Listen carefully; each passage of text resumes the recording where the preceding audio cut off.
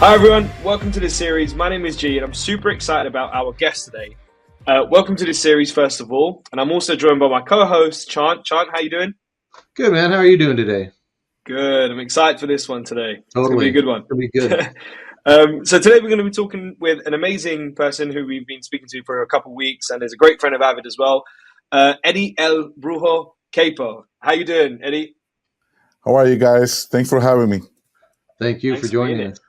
Yeah. Yeah, awesome. Well, Eddie, look, you've done some amazing stuff before. I looked into your bio and your website and everything, and it was like there's so many big names screaming out there. Today, we're going to kind of explore your role with some of these names as well. But just to mention, it's Gwen Stefani, Enrique Iglesias, Christina Aguilera. There's so many big names there, like massive, massive names. You've also done some performances at the Latin Grammys as well, right? Well, yeah, with Enrique, we done the Latin Grammys and some award shows, Billboard Awards and the Premios Lo Nuestro and just a bunch of different award shows, MTV Awards in Yeah. Europe. So I've been fortunate to do award shows through the artists that I work with, not necessarily directly with, the networks or anything like that. But because of Yeah. the artists I work with, mostly with Enrique, to be honest, we'll be able to do some award show, which is kind of cool. The way they work is completely. The whole TV Yeah. world is a whole other thing, Yeah, no, I can imagine. And Eddie, just to touch on, I'm going to ask you a question about your background stuff, but just I know you're a monitor engineer as well. That's kind of your main role, but you also do a lot of other stuff outside of just monitors, right? A lot of Yeah, studio work. yeah. For the longest time, I was actually a front of house engineer and studio mixing engineer. That's what I've always done, really. Uh, and then at some point, the opportunities started to come. I mean, I've done monitors briefly, back in the time when it was wedges still.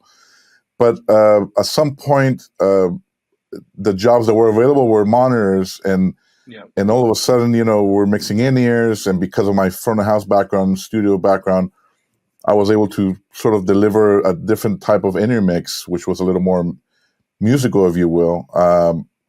And people started liking it. Then before you know it, now I don't get any calls from front of house, and I don't get but I continue to do studio work. So as you can see, I'm in my studio home. yeah, So that helps, I think, because especially now with all the tools that we have, we're able to really deliver uh, those very specific mixes that artists like now, and they're able to tell you, hey, I like to use this, API compressor on my voice. Can you put that in my in-ears? I'm like, absolutely. So it's pretty cool, uh, and I stayed now mixing that, and I'm in monitors all the time now. And it's fun because you wow. get to interact with the artists. So how long I you was been going to doing say, monitors specific? I'm sorry, G. How long you been doing monitors specifically? I will say monitors only probably since 2010 or 11. Okay. Yeah. I guess the Been a big while. one that I was full-time monitors would have been maybe Tears for Fears. Actually, no, I started before that with Smash Mouth. I did a long stint with them doing monitors, but then the opportunity came to do front of house, and I moved to front of house, and I loved it. It was great.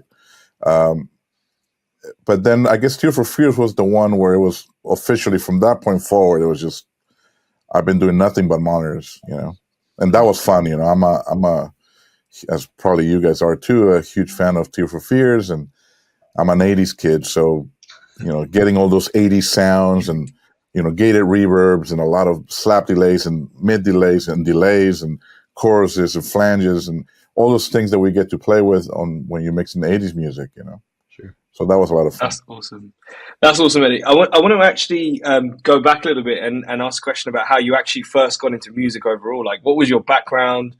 Tell me a little bit maybe about your DAW journey as well, like how that was, or what you started on, and stuff like that. Well, my background, I'm an older guy, so it will take a long time. But I'll tell you a little bit. I've been very fortunate. I always say this in other discussions where, I come from a family of musicians. My grandma was a musician, and my dad. Everybody on my dad's side of the family. My dad is a keyboard player, accordion player, and my brother, my cousins, everybody basically is in music. My brother's a producer, my other cousin's a producer, bass player, my older brother's a bass player. Literally everybody, uh, and I was around it all the time. My parents own the only. I grew up in Peru, so my parents owned the only Mexican restaurant in Peru that had shows every night, you know, and of course, in the weekends as well, which is when I will go in and do stuff. So since I was like 13, 14, I would start like mixing things and like, or even younger, start mixing things at the restaurant because it was a variety sort of show. It was like 5 different artists per night, all styles of music kind of thing. And I will get my hands dirty with that, just get really busy learning that. And my dad has some studio equipment at home and I will record his stuff and just little by little start doing things, I will also do stuff for school where I will be, I will bring in my dad's gear and kind of like, okay, now we have a PA, we can run the performance in a better way. Anytime he will have a gig outside the restaurant, I will always help him with that. But eventually I became the person running the sound at the restaurant at a very young age. And then of course my brother, as he started playing gigs and stuff, well then I started becoming his sound engineer, front of house engineer. And I was just always around it. But I also realized that there were moments where, just because I was doing it, I didn't really quite know what I was doing in a way.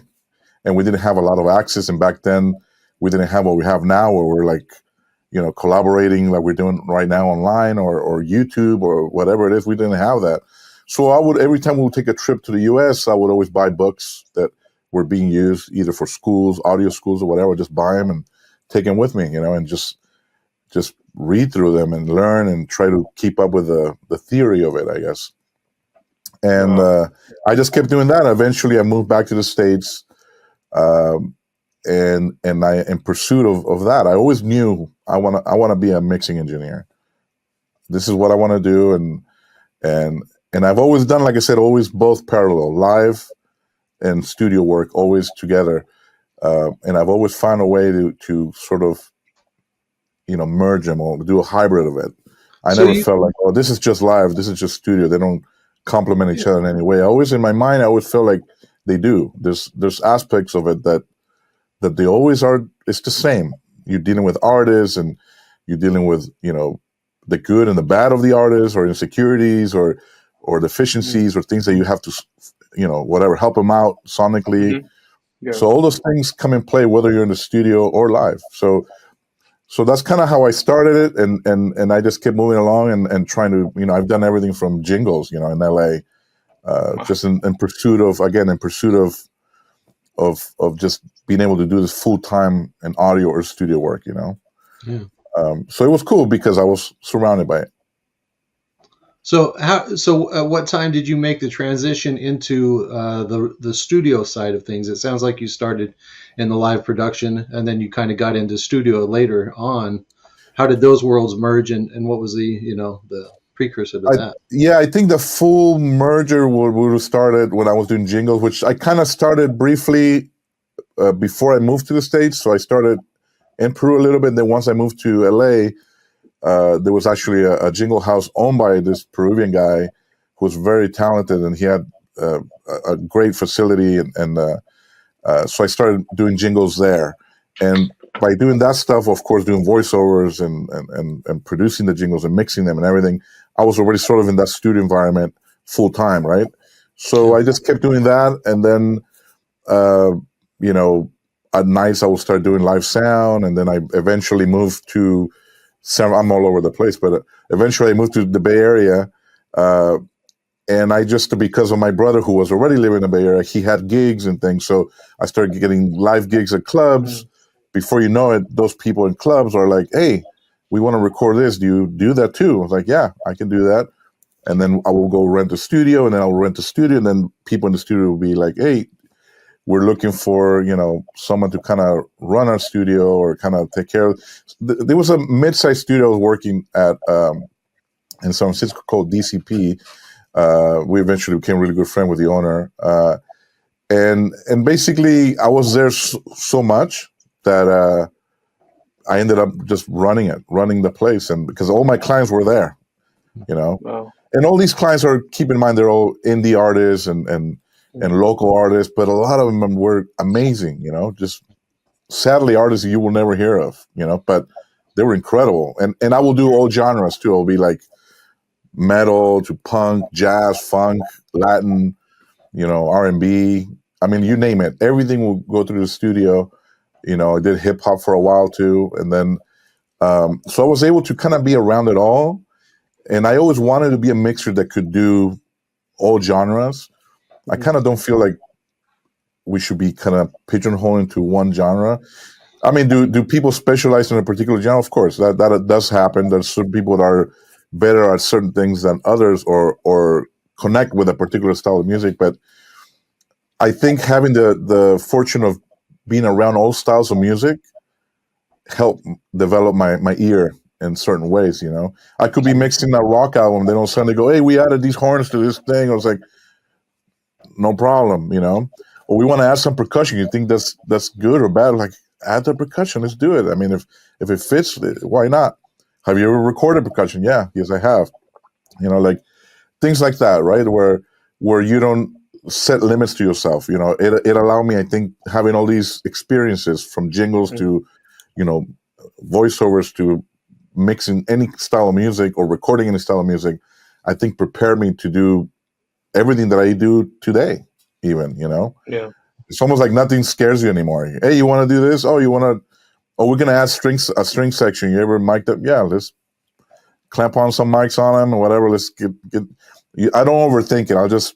And if I don't know something, I have no problem asking for help. Hey, I haven't done this one thing. Can I check in with a friend of mine. Hey, you've done this. What was your experience with this? Or what do you think my approach should be? And then I'll still make my own, making my own at the end of it. But having that knowledge and having access to people you can ask is always good. For sure. Eddie, do you on that note, do you play any instruments? I feel like you may play some instruments. I'm a frustrated drummer. My brother's a drummer. My brother's a drummer, and I think that's where the connection is. And then my best friend is a drummer, and a lot of great friends that I have around me are drummers. I can play drums enough to fix them. I can play keyboards enough to fix them, record MIDI and then fix notes and whatever. A little bit of guitar, but just to understand how they do it. Yeah, that's really what it comes down to. Not because of anything in particular where I'm gonna lay down these keyboards and that's what's gonna stay on the album. I usually do it just enough to as a demo or to get us sorted out. On this part, I'm kind of hearing a B3, so let me just play an organ there and whatever, and then we'll hire a real B3 player to do this. That kind of stuff. I'm not. I used to perform in a band. I used to be in a band for many years. It was a rock band in the era of the rock and Spanish stuff in the 90s and 2000s, and it was a lot of fun. But I always ended up like going to the board and mixing our sound, and then going on stage and getting ready, and like sound has always been my passion. That was always been my instrument. So I kind of I made the right call, I guess, to get off the stage kind of thing. Yeah, and also just going back actually a little bit, which I love, is like talking about your family restaurant and stuff, and just how food and music goes together. I always tell people like food and music is just like live music and food. It's just it complements so well. I mean, it's helped me maintain this thing. You know what I'm saying? This doesn't happen by accident. It takes work. No, you're right. It's what brings people together. A gathering. Like my wife is an incredible singer-songwriter as well. Mm-hmm. And, every time we have a family gathering or anything, just grab the guitar and all of a sudden it becomes a thing, and I play percussion and and then if there are other musicians with us, then, we have a bass here, we have this, and it becomes like a nice gathering, a party, if you will. And it's always, and then there's, of course, there's food, like you said, there's always, it all complements each other, it's all part of the art, That's it. Love that. So Eddie, I want to just touch base on, so we spoke about kind of your background, but I'd love to touch base now on working with big artists, like let's say Gwen. That was the latest one that you did, right? I'm currently with her. I just came back from Vegas from doing a show there. Okay, awesome. And so I'm currently with her and Enrique, and they're the two that I'm constantly with, Wow. That's awesome. So with either of them, what's kind of like your day-to-day look like when you're preparing either for like a tour or like a live performance? Like what's your day-to-day? I guess it changes a lot as well, right? Yeah, I mean, depending on what we're doing, we this year, I think it was in March, we finished the tour that we did with Enrique. It was the trilogy tour. It was Enrique, Ricky Martin, and Pitbull. A very successful tour that was a lot of fun. And of course, I was just mixing Enrique. And then my friends Caesar and Matt were mixing monitors for Pitbull or I should say, Ricky Martin and Pitbull, respectively. And yeah, I mean, the way I prepare, I guess, for a tour is if it was, there's two scenarios for me. Like with Enrique and Gwen, I've been with them for years now. With Enrique, it's over 12 years, and with Gwen, over 8 years now.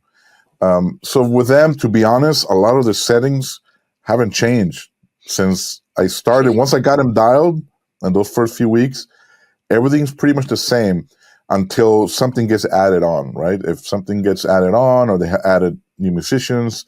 Recently, we did a project with Gwen, which is all over YouTube now, where it was, she basically played her new album, and it's entirely live, with her band in the backyard of her house, right? And it turned out really, really, really nice. And we added an extra musician and 2 background singers. So when it comes to something like that, then I can prepare offline, obviously with a offline editor for the S6L, and add those things, be ready. So by the time I get there, it's already done. I can copy my mixes and do things, or build a quick mix for someone before I even get there. But it's all based on something that I already did. I love working with templates or presets that I make myself for being able to be ready, right? We have the technology, why not use it, So for those 2 artists, usually, because I already have a show built, anything that gets added, I usually add it at the end very quickly, and it becomes part of the show. But normally when I start with a new artist, I grab some of those templates that I have or presets, and I literally can build a whole show ready for, I'm going to sound maybe a little too confident, but I could probably roll into a sound check and without ever have worked with that artist, because all these years of using these things and saving these presets, kick drums and snare drum presets or whatever, or channel strip presets or whatever, you don't have to start from zero. It saves you a lot of time. I remember a quick anecdote with when I was going to start with Gwen, they allocated quite a lot of time for me to get the band ready. It was like, okay, well, you're coming in. I came in kind of halfway through the tour. Sadly, they let go of their monitor engineer there. It was the last third of the tour over 8 years ago. And I was just kind of come in after they'd been on the road for a while. So I was like, well, I can't mess this up. I have to be ready, right? So they allocated quite a lot of time for the band, and then a lot of time for her to dial her in-ears with me. Well, because again, I grab all my presets and things, and I know, okay, the drummer's mix, I set that up, bass player's mix, guitar player mix, and I just grabbed it from other shows that I've had. And they were pre-mixed, pre-dialed, pre-everything. And the band shows up and they're like, hey, so what do you want to hear? We already did a launching, of course, with a crew, kick, snare, one at a time. But do you want us to do this again with you? I was like, one at a time. I was like, who wants kick? And I was like, no, just play a song. He goes, but we haven't done anything yet. It's like, just play. Just start playing, And they start playing, and it was little. They're like, I can see the bass player turning around, like, I can hear myself and I hear everybody and everything sounds good. It was like, what's going on, right? It's almost like, are you using someone's files? Like, no, which is also a thing that I don't do. But then, of course, there were things to fine tune because everybody's different. But basically, we saved a lot of time. We were done with them in less than 15 minutes. 15 minutes with the band, basically, pretty much. And so then, did you use tracks for that, or did you just come in with your presets? A lot of times I do virtual soundcheck. I will request virtual soundcheck. A lot of times they don't give you anything. For that particular show, at the beginning, I had nothing. I just walked in. It's amazing. But basically, I just, a lot of musicians, they like the same things with some slight differences, right? So at least I get in ballpark and then the other changes I can make very quickly, right? And as I'm making the changes, I'm already storing in snapshots that I already have all the songs ready. And at this point, I have everybody, all the snapshots selected. I'm making global changes and then store that. And then I let them know, look, now you guys are good. If you need anything else on a particular song, I want more click on this song, or I don't want any guitar on this song or whatever, then I can make those changes. So we were done so quickly, then all of a sudden, Gwen happened to be in the building, and we said, we're done with the band. She goes, really? So I said, just bring her over. We'll start with her. And they did. I met her and I spoke to her. I said, look, I heard you were having some issues with this, or difficulty with this. I already have a pre-mix done. I have your effects set the way, I've heard, because I start gathering information from wherever I can, things that you like, and let's just build something together really quick. But you should be okay with this to start, and then just let me know, right? Whatever you need. She kind of just says something on the mic. She goes, oh, wow, this already sounds pretty. She's very, cute when she talks about certain stuff with the audio. And then I'm like, okay, cool. And she goes, let's try a song. She tries a song. I was like, this is great. Cool. This is awesome. Then, we start fine tuning things. And then she did a couple songs and she was done. She went back to change and we did a run through. Right? Really? Which is great for me because then I could build things per song. But soundcheck, we were done also in minutes. And it wasn't, the reason I say this, and whoever's watching this at this point, is not to brag. It's more to instill the habit in people of like, why are you starting from zero? There is no reason.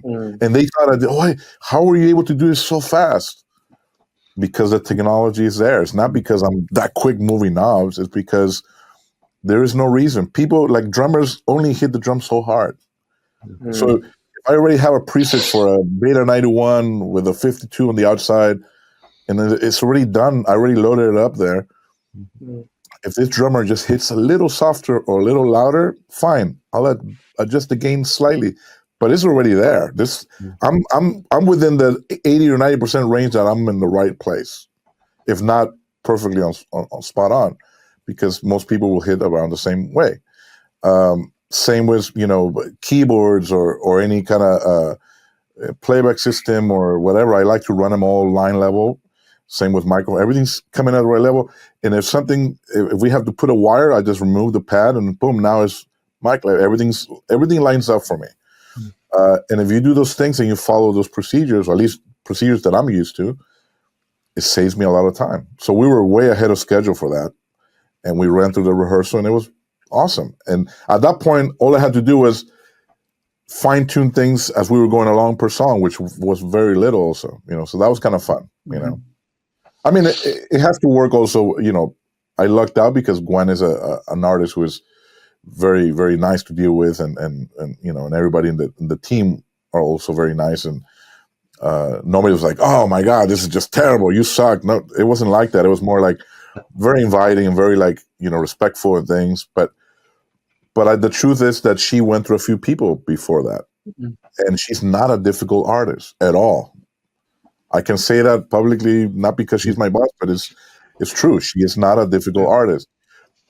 Some engineers just weren't listening or paying attention. That's all it is, Yeah. And same with Enrique, same with any other artist that when the first time I started, it was the same.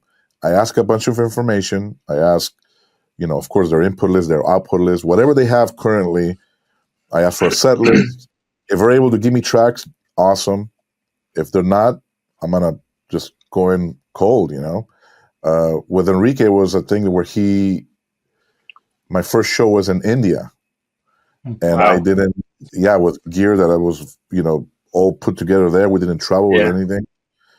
And at the time I was on a profile and he didn't show up for soundcheck. And all I knew was just information that I would get from the MD or band members. I would just ask him, what have you heard that he likes and this and that or whatever. and there was a sort of a preface to this where in Vegas, weeks prior to that, I got to kind of, be a fly on the wall in one of the rehearsals, but nothing, I wasn't operating or nothing. So that was helpful in the sense of like more than anything seeing the dynamics of the band. It's a 9-piece band. But then once I got to India to do my show, I was like, okay. And I was just winging it, right? So I did my thing, and he wasn't there for sound check. The first time I saw him was he walked on stage. And and it went well the first day, and then second and third day there were some things happening, and I had to, correct some things and adjust, and it was a little bit more of a process, but at least my time wasn't spent starting from zero again, because I didn't start from zero. Yeah. Same approach. It was the same approach, except that it took me perhaps, I would say, a couple of weeks to really get him to be happy. Were you using virtual sound check at that point in time? After I did no, actually no. No, okay. I did not use no. But after the first couple of shows, then I was like, okay, band is taken care of. That's good or whatever. I was just focusing on the things that he liked, right? And just getting to learn that. I would say maybe before 2 weeks, but it seemed like a longer time in the sense of like really refining things. But by the end of that run that we did, because it was 3 shows in India, 1 in Turkey, and 1 in Dubai. By the Dubai show, I think I could say, well, okay, I think I'm in. This is good. I'm in. And then after that, from there, we just, it's been over 12 years now, nonstop. Wow. Yeah, he's great too, man. He's really easy to work with. I mean, he knows what he wants. He's very direct and goes, "This is what I'm looking for." And once I got it, I was like, I asked him to come to a sound check towards the end of that run in the Middle East. I was like, just come to. I just need 5 minutes. Just give me 5 minutes of your time. We'll be great. And we're like, okay. Because I was starting to feel like, oh, he's not liking what I'm doing. This might be the first time I get fired. But just me talking to him about it, and he did show up, and he's like, okay, well, let's check them out. Okay, well, I kind of like it to sound like this. I like to always feel like I'm in an arena, no matter where I'm at. I was like, okay, so you like reverb? Well, let me make this a little larger, a little bigger, but whatever. And I like it, I like, a lot of clarity. I don't like bass, and okay, very easy. Writing them up quite a bit, which is pretty standard for singers because of the whole occlusion effect when you're wearing ears. But him is a little more pronounced. He likes it very crisp. So I'm like, great. Boom, boom, boom. I added a de-esser so I can crisp him up and not hurt him either. No. And he goes, that sounds good. Try the song, boom, that was it. And after that, his settings, I kid you not, are the same from that day all the way till today. Oh my God, because that's I don't want to change it, because he's happy, and even when I transitioned to the SXL, I brought those settings with me, which was pretty easy, and everything's still the same. Keep him happy. There's been slight differences overall to his mix. He used to like everything just panned to the left, and his vocal obviously middle. I got him now in a full mix, and he's enjoying it. So it took a while, but he's in a full mix now. So that's awesome, man. No, it's so like refreshing hearing stories like this. I love it. Sharing some gems, Eddie. Sharing some gems. I'm just yapping, man. I hope I'm not. I love it. No, I love it, man. I could sit here all day. I want to just circle back, Chant. Maybe you can give just to those who may not know what virtual sound check is. Could you maybe just say what that is, just so we could let people know as well?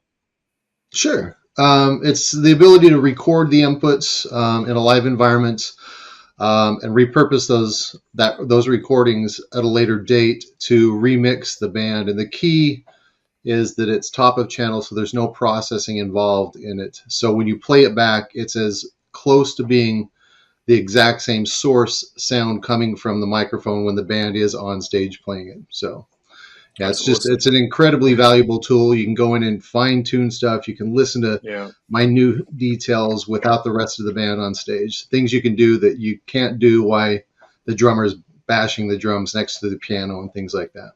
Yeah. Wow. So would you use that as well if like an artist didn't come for sound check or something as well? I guess. Oh yeah. Yeah, for sure. And that's kind Yeah. of why I asked Eddie that, is Yeah. because had he had tracks to play with, even though Enrique didn't show up, Yeah. he could at least listen to them in his mix, Enrique's mix, and kind of get a sense of it. But without those Yeah. tracks, it's like you're flying blind completely. So Yeah. it's you know, as he said, Awesome. once he got him on stage and he could work with him, that's where it all the glue, you know, the Yeah. glue came together and everything worked out from that point Oh, forward. that's Well, and awesome. one of the things too is because of the virtual soundcheck thing. Like I did with my friend Jim Yakubuski, we did Matchbox 20 last year's tour, and it was incredible. One of the coolest experiences. And I did get tracks for that. He sent me like a recording that he had from pre-pandemic. And here in the studio, I'll open them up, and I literally created some presets with some plugins and things, stored them on the thumb drive, and then, you know, whenever I had access to the console, which was, I went to the sound company and sat there and loaded it up. Of course, I did my offline stuff, which I normally do. I was able to load those settings that I created here, you know, load them up, and then with virtual soundcheck, do playback, and really, like you said, Jan, refining certain things.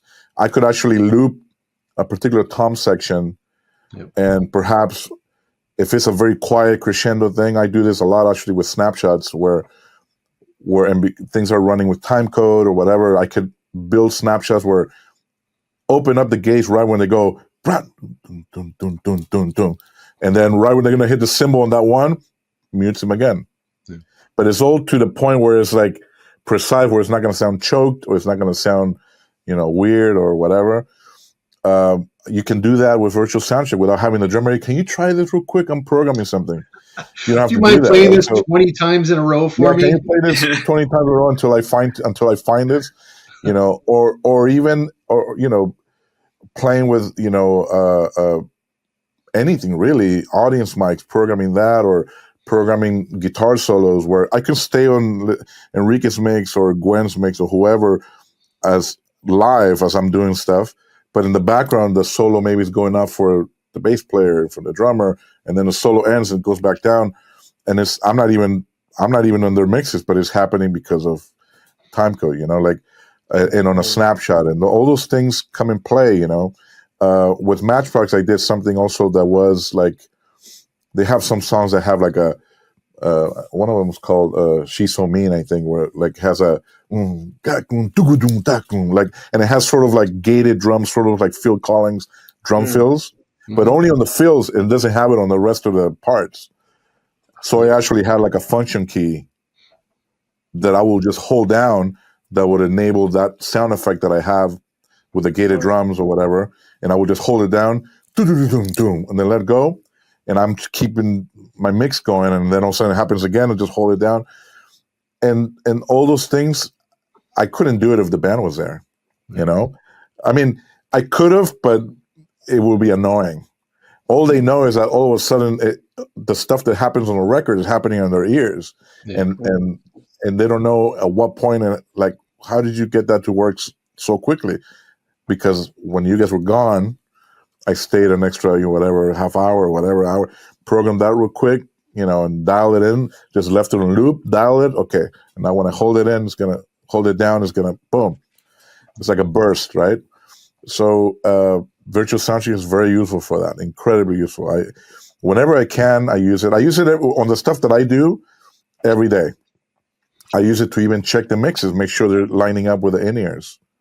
You know, I don't, you know, I'm the one to like running pink noise to everything. To me, that's annoying. Plus, if someone's listening, it's like, what if it bursts or sounds bad or whatever. So I just run a song from virtual soundcheck, and I start checking all my outputs, putting all the body packs. Okay, this is correct. This is correct. This is correct. It's all showing up in the right place, and I'm done. Like, without having to run pink noise left, right, left, right, left, right. You know, I can tell right away whether they're on or not, and then if they're correct or not, you know.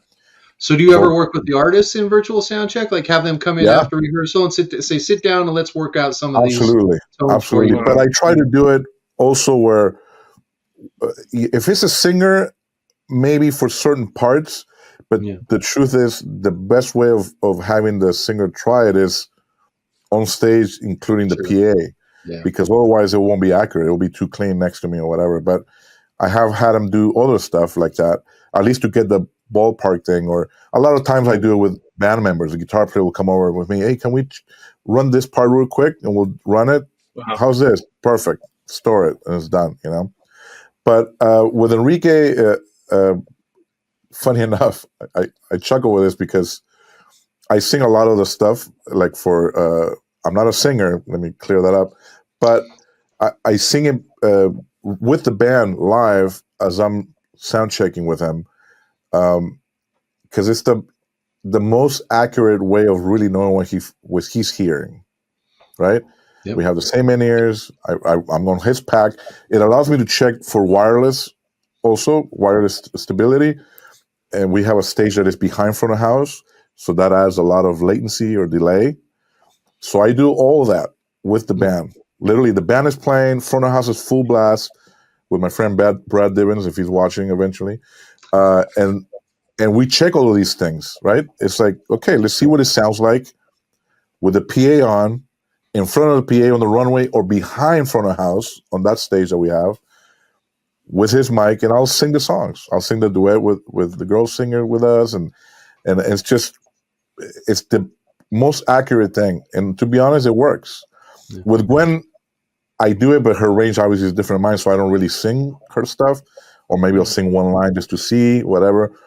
But it helps. That's the best way, because a lot of times we, as monitor engineers, we're stage left, and we're like, okay, this is it sounds really thin to me. His or her vocal sounds really thin to me. Well, for the person singing, it doesn't, because of the whole occlusion that we all know about. And for them, it sounds actually muddier than for us. So the best way for me to really know is to actually test it in real time, and if possible, with the PA on. But as far as like dialing certain things in, yeah, sometimes it definitely helps to have the artist there or the musician there go, hey, can you try this on my stuff? Like, sure. Or I had drummers come in and like, what do you have on my snare? My snare sounds cool. And they'll come in and I'll be playing it back, and they'll see what I have, and they go, and they have their producers or engineers themselves. They go, hey, do you mind just maybe adding a little bit of this, or maybe take some of this out? I was like, sure.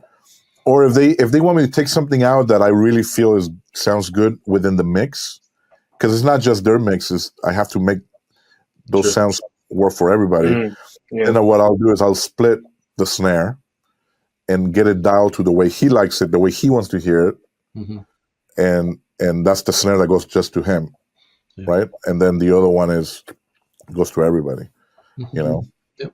So yeah, it's anything to keep him happy, because if the band and the artist, if they're happy, they're gonna perform better. If they perform better, everybody's happy. Yeah, right? I'll start with you, man. You get it right for them, they'll be happy. That's the way it goes, it's like, and it's just, and it goes without saying that I'm able to do all of this not just by myself. Also, yes, I'm the one mixing and making these decisions, but we always have a team around us, right? We have someone taking care of my RF, or I have a monitor tech who's taking care of a lot of things and getting my gear ready and set up the way we like it, or I like it, right? So it's not just me.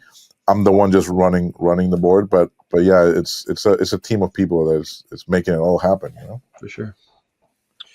That's awesome. So Eddie, you've worked with a number of great singers over the years, and I guess my question would be, how do you make sure and stay focused on them, make sure that they're hearing what they need night after night? Yet you obviously have some big bands as well to deal with. How do you keep them happy as well? From night after night. Yeah, I mean, that's a good question, because what happens a lot of times is we could tend, because it's happened to all of us at some point, where just to focus on the singer and like, oh, sorry, now I can't really take care of you. Like, I personally don't like to do it that way. I like to make sure that everybody's taken care of, even if the quote unquote boss is the one singing. If the drummer's having issues, I can't ignore him. Like, because what if his in-ears are falling out or breaking or cutting out or whatever it is? I have to attend to that, otherwise they won't be able to play. And when they can't play, then, like we said before, everything collapses, right? So I pay the same attention.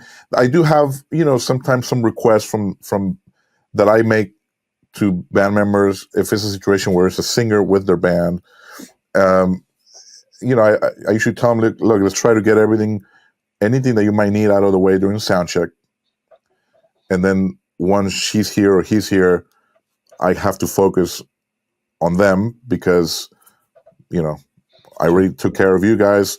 And of course, if you need to, because we have obviously a full talkback system, like when Enrique, most person have like 3 talkbacks, one that goes to everybody, one that goes to the band only, and one that goes to just the crew.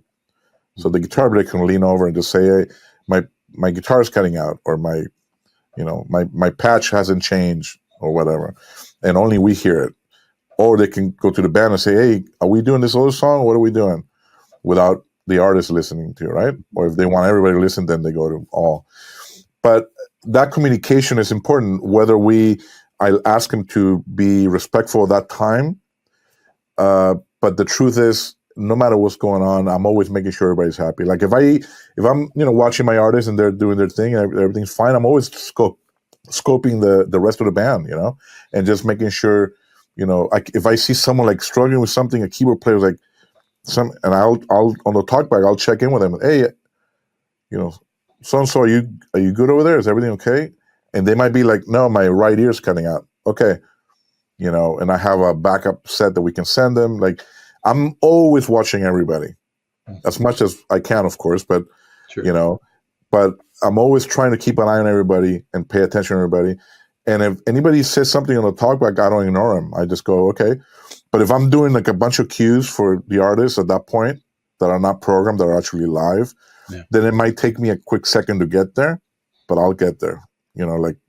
So if someone says, oh, I like to hear more guitar on this song, and that's something that just so happened, or maybe guitar player changed the patch and stored it the wrong way, a little lower, and none of us realized it until that moment. I'll as soon as I can, I go to that, boom, raise it up for them, and it's done.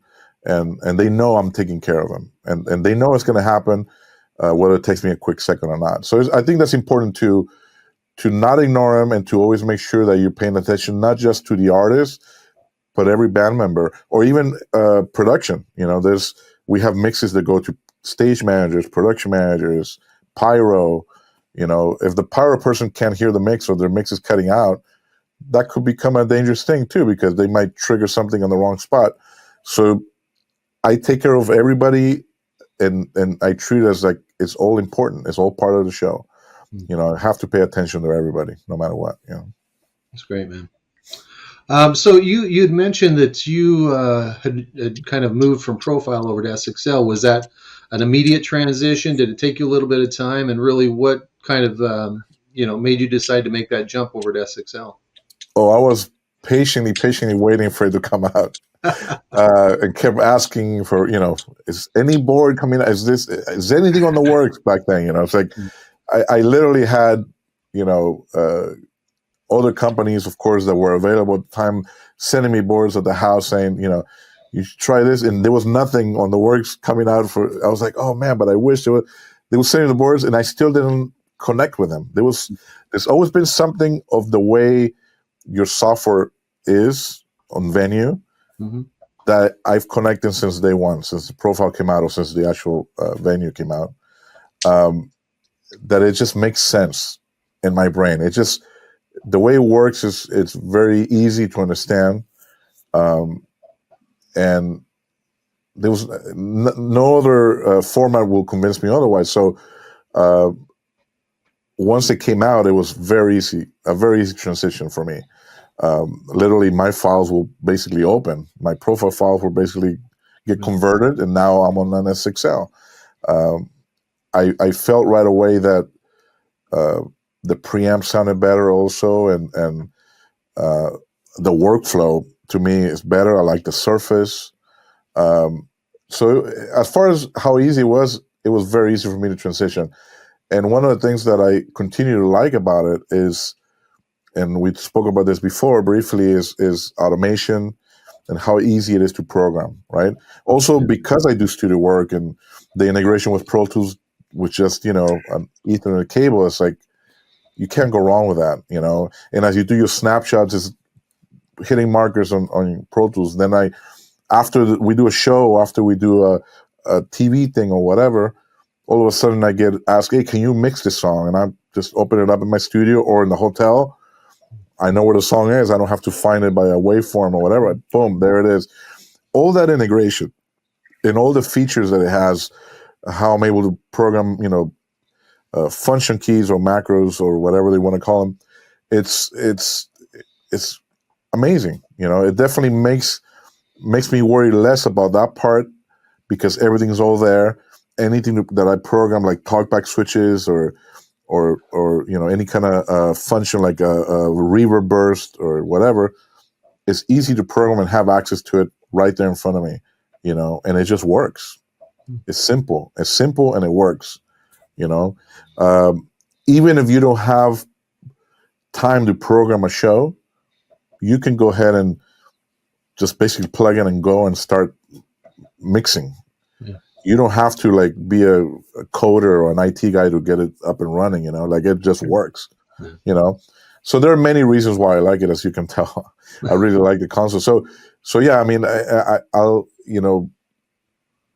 time and time again, we're always trying to learn and grow and learn new things and different things, but I always revert back to the SXL because it has everything that I need for what I do for my artists. It's easy, it's stable, and just all the automation features that it has to me are priceless. I'm going to touch on advice in a second, Eddie, but just before that, I had a little question for myself. So my background is more audio, and I just love live performances. So this is something that I would love to ask. But advice to someone who's a Pro Tools user, and they want to get a bit, how is a relationship when you're in the studio, when you're using Pro Tools, similar to when you're using an SXL? Like, do you see the similarities there as well? And what advice would you give to someone who's beginning of their career, no idea what to do? Yeah. Well, the first question, as far as the similarities, I think the similarities in the sense now that because of the way the technology is, and also not just with in-ears, right? With in-ears, we can get away with a lot of things. Like if I want to add a little bit of air on the vocal, no problem. Like 16K, just crank it. Not a big deal because we're not using wedges, right? Yeah. But and same with front of house. We have the PAs now are so great, and they could be directional, and they could be built and design it in any way you want, and the way they cover and the way they eliminate sound blowing back onto the stage. So you can get away with a lot of different things when it comes to sound of how we will do it in the studio versus how we do it live. You can do a hybrid of that. You can excite the room with more studio-like mixes. And lately, for the last 10 years or so, you see more of that, or I should say, you hear more of that in front of house, where mixes sound more like a studio, and they're actually being done live. Like they're putting plugins that they use in the studio when they made the record or when they mixed the record, and you can get that experience now. The audience can get that experience. I try to give that experience as well in in-ears, and we're able to do that because obviously we're in in-ears, but because I'm able to prep here in the studio, create some presets with some plugins, try them out. It works. I would say 90% of the time.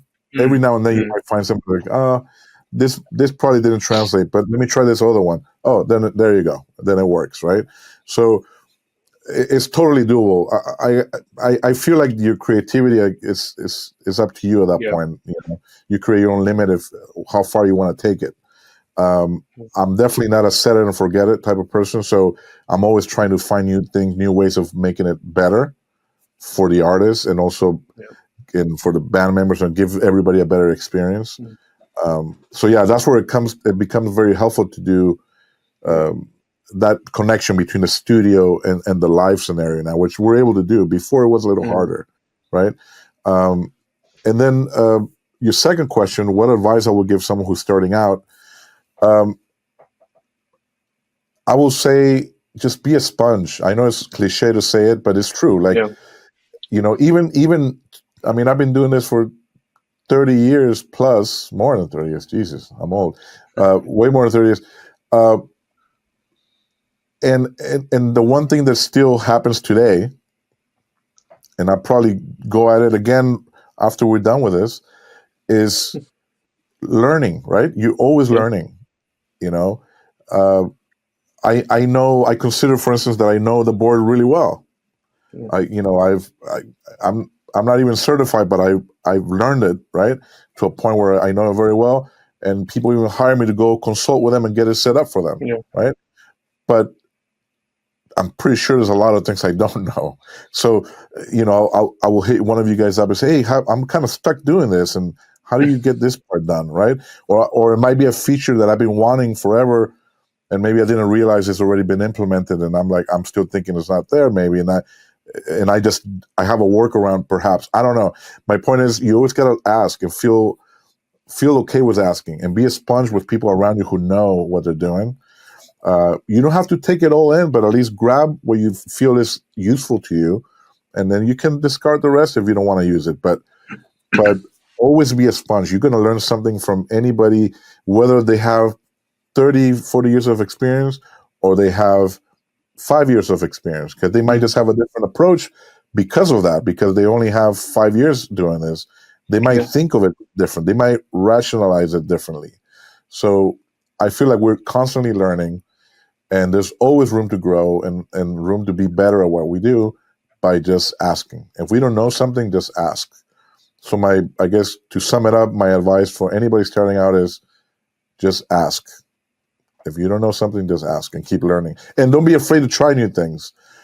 In school, they might teach you like, oh, well, this is how you EQ a kick drum.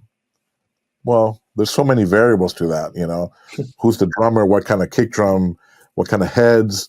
Is it padded inside? Is it not padded? Are you in a tiny room? Are you in an arena? Like, we can go on and on. So what they're teaching is just a reference of what one approach could be. At the end of the day, you have to make your own. You have to also deal with what's in front of you, right? So definitely take everything you were taught, but also use your instincts to deal with the situation at hand at that moment, right? So, yeah. No, thank you, Ed. That was amazing advice, and I totally agree with you, because I did the same thing at university. I used to just copy everything and be like, "Why is my sound sounding so different to what I heard on YouTube or with my teacher?" And it's so right. Yeah. But no, Eddie, look, thank you so much. This has been awesome. I've learned a lot myself, really, just having this conversation with you. You're great. So this is just amazing to be here. Thank you for being here, and Chan, I don't know if you want to say any closing words as well. But and just thanks for sharing, Eddie. It's been great to talk to you. It's great to spend a little bit more time with you. A lot of insightful stuff here. I'm really glad we did this, and I look forward to doing many more. Yeah, thank you guys for having me. I always appreciate these kind of things where we get to share a little bit, but more than anything, I appreciate you guys and Avid for your support, your unconditional support always with me throughout my career and with my artists. I've always been able to count on you guys for everything that I ever needed, and I really appreciate that. And hopefully, we'll continue to do so. Absolutely. Thank you, Eddie. Thank you, Chad, so much, and everyone out there. Thank you so much, and we'll look forward to seeing you on the next episode. Thank you. Bye.